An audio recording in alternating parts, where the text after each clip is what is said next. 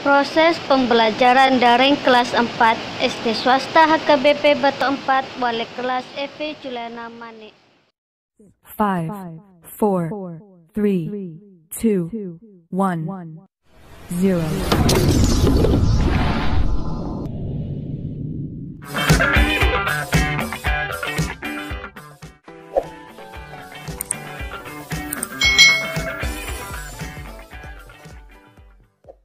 Hari ini kita akan belajar bersama-sama untuk mata pelajaran tematik kelas 4, tema 4, berbagai pekerjaan, subtema 2, jenis-jenis pekerjaan, pembelajaran yang keempat. Mari adik-adik kita belajar dengan penuh semangat. Sikap apa lagi yang harus dimiliki oleh seorang dokter? Adik-adik, Kak Citra mau tanya nih, apakah ada di antara kalian yang ingin menjadi dokter? Lalu tugas seorang dokter itu apa ya? Dan sikap apa yang harus dimiliki oleh seorang dokter? Nah, mari kita saksikan bersama-sama. Kita akan membaca. Seorang yang bekerja harus memiliki sikap melayani, disiplin, rendah hati, dan bekerja sepenuh hati. Kita bisa mempelajari nilai-nilai tersebut dari seorang dokter yang bekerja untuk masyarakat. Nah, di sini ada cerita tentang seorang dokter yang sampai saat ini terkenal adik-adik. Hebatnya dokter kami. Ia adalah Dokter Rana, seorang dokter muda yang sederhana dan terampil. Ayahnya mantan kepala desa kami yang telah meninggal dunia. Dokter Rana baru kembali ke desa kami 2 tahun lalu setelah 10 tahun lebih merantau ke kota. Ia memperoleh beasiswa di Fakultas Kedokteran dan setelah lulus ia praktik di Rumah Sakit Umum Kabupaten setelah lulus. Semenjak ia pulang dan praktik di Balai Desa Kesehatan, Balai Desa Kesehatan ya adik-adik, atau Balai Kesehatan Desa, aku sering mendengar perbincangan warga yang heran atas keputusan Dokter Rana untuk kembali ke desa. Bukankah penghasilan sebagai dokter di kota jauh lebih besar?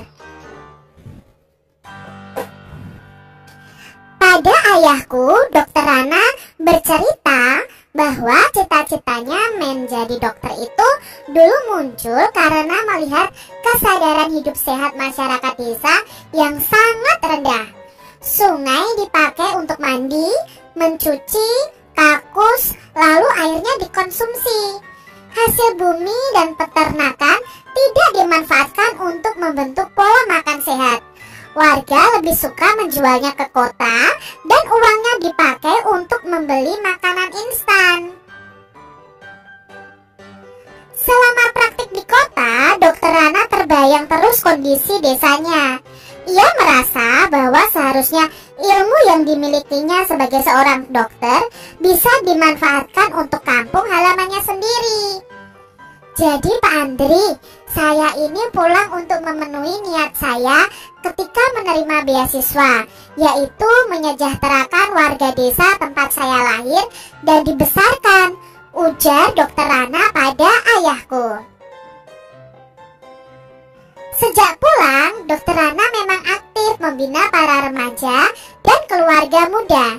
Ia memberikan penyuluhan tentang pentingnya mencuci tangan, memasak air, pola makan sehat, dan imunisasi. Baginya, generasi muda adalah perantara terbaik untuk menyampaikan misi meningkatkan kesadaran hidup sehat masyarakat desa. Sebagai anak kepala desa, Dokter Rana sering mendengar cerita almarhum ayahnya bahwa banyak warga takut berobat karena tidak mampu membayar. Tak ingin hal itu terjadi, maka diumumkannya bahwa warga dapat membayar jasanya dengan sampah. Iya, sampah. Sampah kering jenis apa saja yang bisa didaur ulang. Misalnya botol plastik, botol kaca, koran bekas, bahkan kemasan bekas diterima oleh Dokter Rana. Cara ini membuat warga aktif dan bijaksana mengelola sampah. dan cerdas cara Pak Dokter mendidik warganya. Nah, itu tadi tentang Dokter Rana yang mengabdi pada masyarakat. Seperti mendiang ayahnya, Dokter Rana ini menjadi sosok yang dicintai oleh warga desa. Ia menjadi teladan melalui dedikasi, tanggung jawab, dan kerendah hatiannya dalam menolong warga. Apabila aku besar nanti, aku ingin seperti Dokter Rana. Akan kukejar cita-citaku menjadi guru, dan aku akan kembali untuk membangun kampung halamanku. Nah, ini adalah ungkapan dari penulis kisah ini, adik-adik. Apa yang dilakukan Dokter Rana untuk warga desa, adik-adik? Mengapa Dokter Rana melakukan itu? Apa dampak dari hal yang dilakukan oleh Dokter Rana bagi masyarakat? Bagaimana perasaan masyarakat terhadap Dokter Rana? Nah, Dokter Rana ini pasti mau membantu masyarakat yang ada. Jadi masyarakat pasti perasaannya merasa senang. Nah, di sini ada tabel yang menunjukkan hal-hal baik yang bisa kita contoh dari Dokter Rana adalah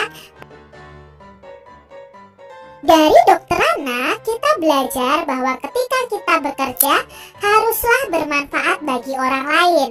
Menjadi seorang dokter juga harus rendah hati dan menghargai orang lain, adik-adik. Jadi apapun cita-citamu nanti, haruslah kalian bermanfaat bagi orang lain. Buatlah kesepakatan kelas dengan teman-teman supaya antar teman tidak saling menyakiti. Nah, kalian bisa membuat kesepakatan kelas seperti ini, adik-adik, bahwa semua anggota kelas harus tertib, jujur, peduli, berbagi, tepat waktu, percaya diri, menghargai, bekerja sama, bicara bergantian, bertanggung jawab, bermain bersama, kelas bersih dan rapi, lalu berusaha melakukan yang terbaik. Ini adalah kesepakatan kelas yang bisa kalian buat dengan teman-teman kalian. Jadi siapa yang melanggarnya nanti bisa diberi sanksi nih, adik-adik. Lalu kalian bisa memupuk rasa persaudaraan dengan teman-teman kalian di kelas kalian masing-masing. Ketika kesepakatan kelas itu dilakukan, maka setiap warga kelas akan merasa nyaman. Mereka merasa dihargai, dan ketika kamu menghargai semua orang, maka kamu sudah mengaplikasikan sila kedua Pancasila. Jadi ketika kita sudah mau menghargai orang lain, berarti kita itu sudah menerapkan sila kedua Pancasila yang berbunyi kemanusiaan yang adil dan beradab. Nah, demikian tadi pembahasan kita di tema 4, subtema 2, pembelajaran yang keempat tentang jenis-jenis pekerjaan, yaitu di sini tadi yang kita bahas adalah dokter. Jadi adik-adik tetaplah menjadi anak yang bertanggung jawab, rendah hati, dan suka menolong.